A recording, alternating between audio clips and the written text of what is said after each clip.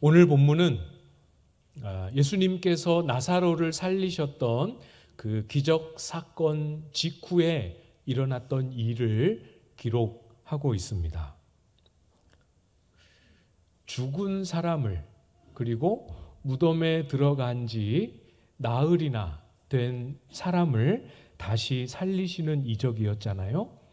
주님, 이적을 행하시는 주님의 입장에서야 모든 이적이 다 똑같을지 모르겠지만, 경험하는, 그걸 보는 우리의 입장에서는 죽은 사람을 살리셨다라는 이 기적은 정말 이례적이고 특별하고 놀라운 그런 기적 아니겠습니까? 당연히 이 사건이 일어난 후에 큰 파장이 일어나게 됩니다. 사람들이 이 일로 인해서 예수님을 믿게 되는 거죠. 나사로를 살리실 때 그 나사로를 살리시는 기적을 행하시는 현장에 나사로의 가족만, 유가족들만 있었던 게 아닙니다. 여러분 기억하십니까? 이 베다니는 예루살렘에 가까웠고 마리아를 조문하기 위해서 많은 유대인들이 찾아왔다. 본문은 그렇게 기록하고 있지요. 그래서 이 예루살렘에서 온 유대인들도 이 중에는, 이 목격자 중에는 틀림없이 많이 있었습니다. 이 무슨 뜻이겠습니까? 나사로를 살리시는 기적의 현장에 있었던 유대인들 중에는 예수님을 처음 본 게 아니라는 거죠. 예루살렘에서 예수님이 말씀을 가르치시고 예루살렘 인근에서 예수님이 이적을 행하셨던 그 모든 행적을 보고 듣고 또는 직접 경험했던 사람들, 그러나 그때 그 모든 것을 경험했음에도 불구하고 믿음에 이르지 않고 불신의 태도를 끝까지 유지했던 사람들도 지금 이 현장에 들어와 있다라는 겁니다. 45절 말씀을 보시면 마리아에게 와서 예수께서 하신 일을 본 많은 유대인이 그를 믿었으나, 예수님을 알고 있지만, 예수님에 대해서 들었었지만 예수님을 믿지 않았던 그 유대인들이 이 나사로가 살아나는 기적을 보고 나서 예수님을 믿게 되었습니다. 믿지 않았던 유대인들이 이 사건을 경험하면서 변화되고 예수님을 믿게 된 거지요. 여러분, 혹시 그런 생각 하시는 분 있으신지 모르겠습니다. 목사님, 저도 죽은 사람이 살아나는, 이 나사로가 살아나는 이 현장에 저도 있었다면 저도 믿겠지요. 죽은 사람이 살아나는 기적을 보고도 누가 믿지 않겠습니까? 하는 그런 생각 하고 계시는 분들 혹시 모르겠습니다. 한때 저도 복음서에 있는 이 사람들처럼 예수님의 이적을 경험했다면 내 믿음이 훨씬 좋았을 텐데, 이런 생각을 할 때가 저도 있었습니다. 그렇지만 여러분, 기적이, 이 표적 사건을 경험하는 것이 자동적으로 저절로 우리에게 믿음을 만들어주지는 않습니다. 기적이 곧 믿음이 되지는 않는다라는 거죠.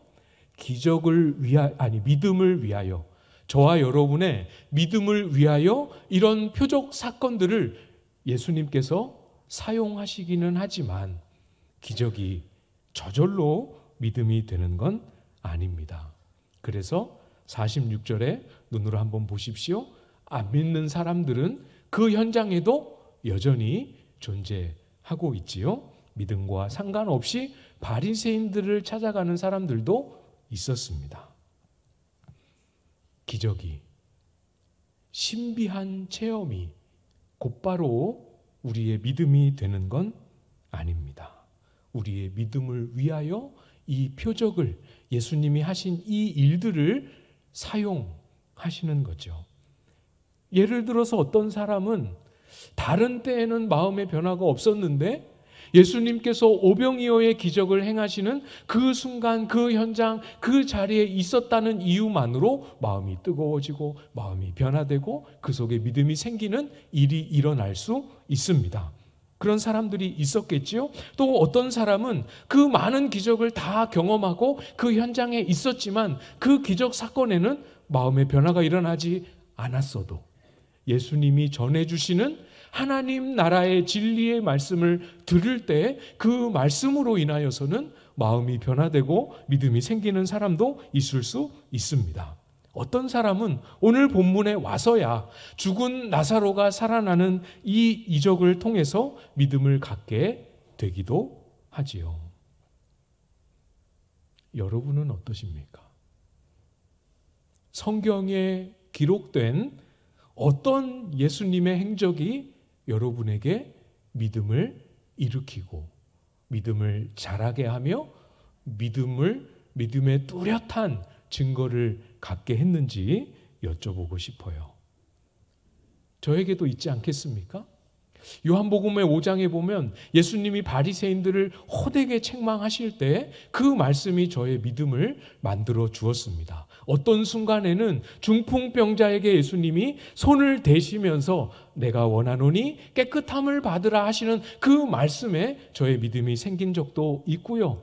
가늠한 여인을 보시고 나도 너를 정죄하지 아니하노니 가서 다시는 죄를 범하지 말라 하셨을 때 그 모습을 보고 믿음이 생긴 적도, 믿음이 자라게 된 적도 있었습니다. 여러분은 어떻습니까? 여러분의 믿음은 여러분의 주관적인 느낌과 감정에 따라만 만들어지고 자라고 있습니까? 아니면 성경에 기록된 예수님의 어떤 사역, 예수님의 어떤 사건, 예수님의 어떤 말씀으로 여러분의 믿음이 만들어지고 자라고 있으십니까? 예수님은 나사로를 살리시는 이 사건이 그 현장에 있었던 사람들의 믿음을 위한 것이다 라는 사실을 분명하게 말씀하셨습니다. 42절을 한번 볼까요? 42절을 보시면 항상 내 말을 들으시는 줄을 내가 알았나이다. 그러나 이 말씀하옵는 것은 둘러선 무리를 위함이니 곧 아버지께서 나를 보내신 것을 그들로 믿게 하려 함이니이다. 나사로를 살리시는 이적을 행하시기 직전에 예수님께서 기도하셨던 내용 중에 일부분입니다. 하나님께서 예수님이 기도하셨던 것을 들으심으로 인하여 감사합니다. 이렇게 기도하셨어요. 나사로를 살리기 전에 많이 기도하셨던 거죠. 나사로를 살리시기 전에 이 기도가 응답되었음을 먼저 예수님은 아셨습니다. 그래서 감사합니다라고 고백하신 후에 왜 감사했는지를 지금 42절에서 말씀하고 계시는 거죠. 둘러선 무리들, 그 현장에 와 있는 유대인들을 인하여 감사합니다라고 말씀하신 거죠. 예루살렘에서 온 유대인들, 지금까지는 믿음을 갖지 못했지만 이 사건으로 말미암아 비로소 마음의 변화를 경험하게 될 이 유대인들, 예수님을 하나님이 보내신 자로 믿게 되는 이 일로 인하여 감사합니다. 이렇게 기도하고 계시는 거죠. 나사로를 살리시는 이와 똑같은 기적이 그 이후에 다시 반복되지 않고 기록되고 재현되지 않는 이유가 바로 여기에 있습니다. 모든 시대, 모든 성도가 예수님이 행하셨던 그 기적을 똑같이 다 반복하여 경험하지 않아도 되는 이유가 바로 여기 있는 거죠. 지금 하나님이 그때는 일하시고 지금은 그때처럼 일하시지 않는 것이 아니라 이 이적이 하나님의 능력을 보여주는 것도 있지만 우리의 믿음을 위한 것이기 때문에 우리의 믿음을 위하여서는 이미 성경에 충분히 하나도 빠짐없이 다 믿음을 위하여 필요한 것은 기록해 주셨습니다. 그래서 똑같은 이적이 다시 반복되지 않아도 그 기적의 현장에 물리적으로 내가 들어가 있지 않아도 우리는 똑같은 믿음을 갖게 해주셨죠. 이미 우리는 믿음을 얻기에 예수님을 믿고 따르기에 충분한 예수님의 행적을 듣고 배웠습니다. 다 그것을 줄줄줄 외우지는 못한다 할지라도 언제든지 언제든지 성경을 열면 익숙하게 그렇지, 예수님이 우리를 위하여 이런 일을 행하셨지, 이렇게 말씀하셨지, 이렇게 명령하셨지 하는 것을 확인할 수 있지 않겠습니까? 예수님의 이적을 성경을 열어서 얼마든지 그 현장에 우리는 들어갈 수 있고, 성경을 열어서 얼마든지 예수님의 이적을 체험하고 깨달을 수 있습니다. 여러분, 이제는 우리가 기록된 바 성경의 말씀을 따라서 믿음으로 나아갈 차례입니다. 다 주셨고, 다 들려주셨고, 많은 부분을 이미 우리는 알고 있습니다. 사랑하는 여러분, 주님께서 무덤 앞에서 나사로를 살리시기 직전에 무엇으로 인하여 감사하셨는지 이거 잊지 말고 잘 기억하셔야 합니다. 거기에 와 있는 믿음을 갖지 못했던, 믿음이 약해져 있었던 유대인들이 이 일로 인하여 예수 그리스도를 믿게 됨으로 인해 감사하셨습니다. 여러분, 저와 여러분의 믿음이, 저와 여러분에게 없었던 믿음이 생겨나는 것이, 저와 여러분의 믿음이 자라나고 단단해져 가는 것이 예수님의 간구요, 예수님의 감사의 내용이었음을 잊지 말고 잘 기억하십시오. 예수님을, 또 예수님의 기적을 본 모든 사람들이 저절로 믿음을 갖게 되는 것 아니다라는 것 이제 잘 이해하실 수 있겠죠? 믿지 않았던 사람은 다른 행보를 보여줍니다. 바리새인을 찾아가죠. 바리새인에게 찾아간다라는 것은 그때 당시에 대제사장이나 바리새인들이 예수님에 가지고 있었던 태도, 예수님에 대해서 가지고 있었던 생각을 이 사람도 똑같이 가지고 있었음을 보여주는 겁니다. 47절, 48절 말씀인데요. 이에 대제사장들과 바리새인들이 공회를 모으고 이르되 이 사람이 많은 표적을 행하니 우리가 어떻게 하겠느냐? 만일 그를 이대로 두면 모든 사람이 그를 믿을 것이요, 그리고 로마인들이 와서 우리 땅과 민족을 빼앗아 가리라 하니. 나사로를 살리셨다는 사실을 그 사람이 바리새인들에게 빨리 전했습니다. 그리고 바리새인과 대제사장들을 중심으로 하는 산헤드린 공회가 소집이 되었습니다. 예수님이 이러이러한 이적을 행하셨다라는 사실이 거론이 되고 있었습니다. 이것에 대해서 사람들이, 그 공회원들이 무엇을 얘기하고 있습니까? 이대로 두면 모든 사람이 이 예수님을 믿게 될 것이다. 이 사실을 언급하며 우려를 표하고 있습니다. 많은 사람들이 예수님께 몰려오고, 많은 사람들이 없었던 믿음을 갖게 되는 이것을 경계하고 있는 거죠. 로마 사람들이 우리 땅과 민족을 빼앗아 갈 것이다 하고 두려워하고 있습니다. 이게 무슨 말이냐면 이런 거죠. 사람들이 예수님을 믿고 따를 때, 우리가 기다리던, 우리를 로마의 압제로부터 건져줄 메시아가 이분인가 보다라고 생각하고 따랐습니다. 공공연하게 그렇게 주장하고 사람들에게 증거도 했습니다. 그런 사람들이 점점 더 많아지고 나사로를 살리신 이 사건으로 인하여 더욱 많아졌습니다. 그러니까 이 상황을 가만히 놔두면 이 내용이 로마 당국에도 들어가겠죠? 그러면 이 로마 사람들의 입장에서는 이스라엘을 로마의 압제로부터 건져줄 메시아가 왔고, 그 메시아를 많은 사람들이 믿고 추종하며 따르고 있다. 그 세력이 점점점 커지고 있다라는 사실을 로마 정부가 듣게 되었을 때, 로마 당국과 예수님을 따르는 무리 사이에 무력 충돌이 일어나고 강하고 또 적극적인 개입으로 인하여서 성전, 우리 땅은 성전이라는 뜻입니다. 성전이 망가지고 하나님의 백성들이 큰 해를 받게 될 위험을 예상하고 두려워하고 있는 거죠. 잘 보십시오, 여러분. 예수님은 지금 다른 아무런 정치적인 의도 없이 하나님 나라의 표적을 행하고 계십니다.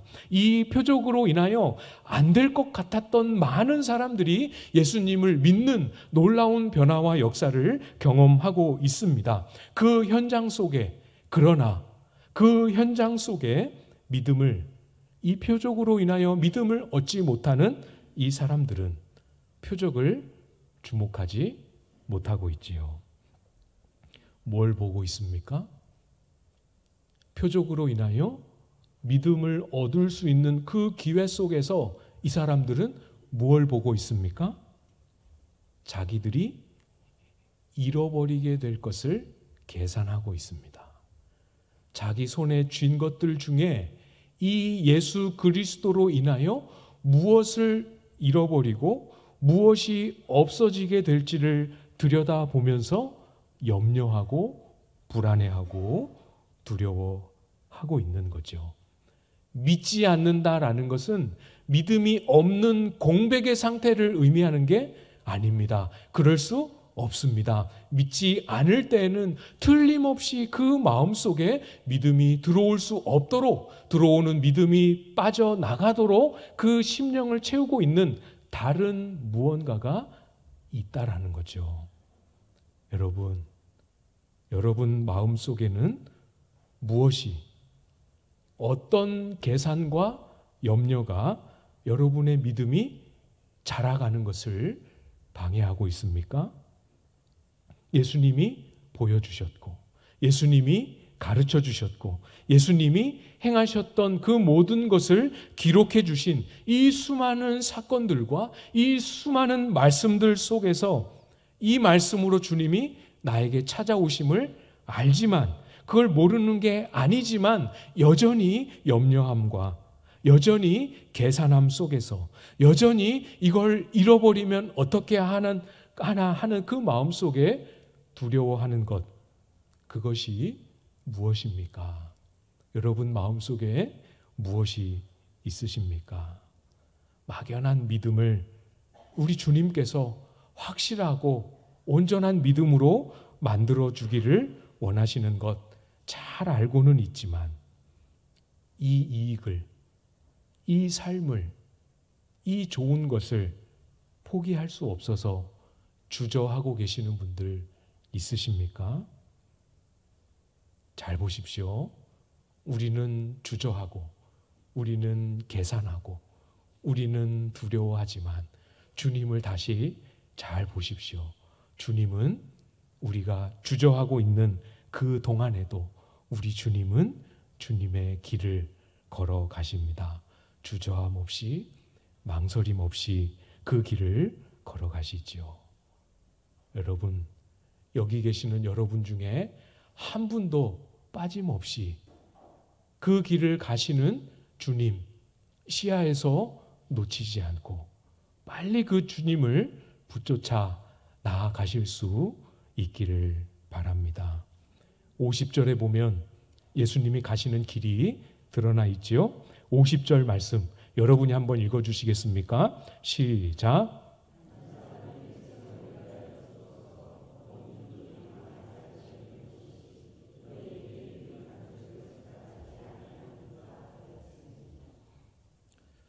이 말은, 이 50절에 방금 여러분이 읽어주신 이 말은 예수님이 하신 말씀이 아닙니다.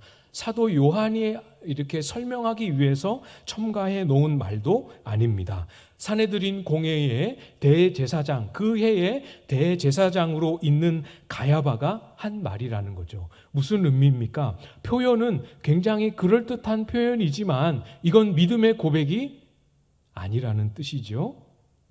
지금 사람들이 막 예수님께로 몰려 들어가는 이걸 바라보면서 야, 이거를 로마 정부가 보고 과연 이거를 어떻게 해석하고 어떻게 할까 하는 이 염려와 이 불안 가득한 이 상황을 그렇게 해결할 방법을 못 찾느냐. 그분, 그 한 사람이 죽으면 모든 상황은 다 끝난다. 이해되십니까? 사내들인 공회가 예수님을 죽이는 방식으로 이 사안을 다 해결할 안건을 제안하고 있고, 모든 사람들이 가야바가 낸 그 안건에 동의하고 있는 상황입니다. 뭘 걱정하느냐? 그 사람만 우리가 제거하면 모든 문제는 다 해결되는데, 그 한 사람 죽음으로 우리의 우려했던 우리 민족의 모든 염려되는 일은 종식시킬 수 있다. 지금 예루살렘에서 모이고 있는 이 공회에서는 예수님을 잡아 죽이기로 결의했습니다. 예수님이 하나님 나라의 이적을 이렇게 놀랍게 행하시는 그 모든 과정들을 백성들을 향한 선동이요, 백성들을 미혹하는 것으로 정죄해버렸습니다. 많은 사람들이 안 되던 많은 사람들이 예수님으로 인하여 결국 믿음을 갖게 되는 이 놀랍고 왕성한 생명력 넘치는 이 현장을 소요가 일어날 위험 증상이라고 판단해버렸습니다. 이 모든 하나님 나라 역사의 중심으로 하나님 나라를 가져오고 계시는 주인공이신 하나님의 아들이신 예수님을 사형에 해당한다라고 정죄하고 귀신 들렸다라고 비난하고 있는 거죠. 이것이 바로 예수님이 가고 계시는, 우리의 주저함과 망설임에도 불구하고 예수님이 멈추지 않고 가시는 예수님의 길입니다. 예수님은 아무 말씀 안 하셨습니다. 이 악한 자들과 이 무지한 자들의 결정에 반박하지 않으시고 자신을 내어 맡기셨습니다. 얼마나 억울하겠습니까? 이렇게 했는데, 백성들을 위하여 이렇게 수고했는데, 밤이면 기도하고 낮이면 그들을 가르치고 이적으로 그들을 먹이고 몸이 부서져라 그렇게 수고했는데 알아주지 못하는 그들을 향하여 서운해하지도 원망하지도 않으셨습니다. 그 사람들의 손에 저항하지 않고 진짜 문자 그대로 세상 죄를 지고 가는 하나님의 어린 양으로, 정말 어린 양처럼 저항 없이 그 길을 걸어가셨습니다. 한순간도 0.1초도 이걸 내 이 귀한 목숨을 이 어리석고 강팍한 사람들을 위해 주는 것이 정말 합리적이고 정말 합당하고 정말 맞는 길일까? 단 한순간도 의심하거나 망설이지, 아까워하지 않으셨습니다. 왜 그러셨습니까? 왜 아무 말씀 안 하셨을까요? 변호하셔도 되잖아요. 예수님의 말씀이 다 옳으신데 왜 아무 항변도 없이 그 길을 가셨습니까?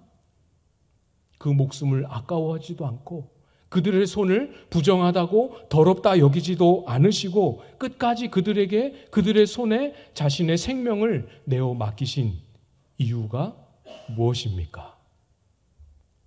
둘러선 무리들을 위함이지요. 지금도 둘러서서 주님이 하신 그 일을 주목하여 보고 있는 저와 여러분을 위함입니다. 저와 여러분이 예수님을 믿도록 나사로를 살리셨고, 저와 여러분이 예수님을 믿도록 나사로의 이적을 기록하여 주셨고, 저와 여러분이 예수님을 믿고 생명을 얻도록 그 억울하고 고통스러운 죽음의 길을 향하여 침묵하고 걸어가셨습니다. 51절, 52절 말씀이지요. 이 말은 스스로 함이 아니요 그 해의 대제사장이므로 예수께서 그 민족을 위하시고 또 그 민족만 위할 뿐 아니라 흩어진 하나님의 자녀를 모아 하나가 되게 하기 위하여 죽으실 것을 미리 말함이러라. 악하고 불의한 자들의 손이 예수님을 상하게 하는 것 같지만 아닙니다. 잠시는 예수님의 육신을 크게 상하게 했지만 그게 끝이 아니죠. 더러운 자들의 부정한 손이 예수님을 둘러싸고 예수님을 망치고 예수님을 망하게 할 것 같지만 아닙니다. 잠시는 망한 것 같고 잠시는 망쳐진 것 같지만 아니지요. 이 사람들의 악한 계략으로 인해 예수님은 모든 것을 다 잃어버리시고 끝날 것 같지만 아닙니다. 잠시는 다 잃어버리신 것 같았고 잠시는 정말 끝난 것 같았지만, 악한 자들의 계략이 성공한 것 같았지만 아니지요. 아닙니다. 유대인들이 나무에 달아 죽인 예수를 우리 하나님 아버지께서 살리셨습니다. 죽음에서 일으키셨지요. 예수 그리스도는 그 민족, 그렇게 강팍하여 깨닫지 못하고 예수님을 십자가에 내몰았던 그 민족을 위하여, 그 민족뿐 아니라 이방에 흩어져 있는 장차 예수님으로 인하여 예수님의 우리 안으로 들어와야 할 다른 양들까지도 위하여 기꺼이 죽음을 맞이하셨습니다. 주 안에 사랑하는 성도 여러분, 아무 말 없이 이 죽음의 길을 향하여 한 발자국 한 발자국 딛고 나아가시는 그 주님 앞에서, 죽음의 길을 향하여 다 알고 계심에도 불구하고 그 길을 향하여 나아가시는 그 주님 앞에서 아직도 계산할 마음이, 계산할 것들이 남아 있으십니까?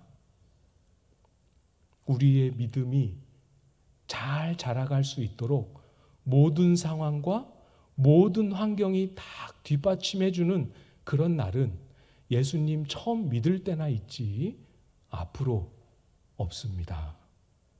우리의 믿음과 우리의 믿음의 결단과 그 믿음의 결단을 지켜내는 피를 흘리는 순종을 위해서 모든 환경이 준비되고 감정까지도, 모든 상황까지도 그래 내가 하기만 하면 되겠구나 할 수 있도록, 저절로 믿음으로 갈 수 있도록 나를 밀어주고 지지해주는 그런 날이 오기를 기다리지 마십시오.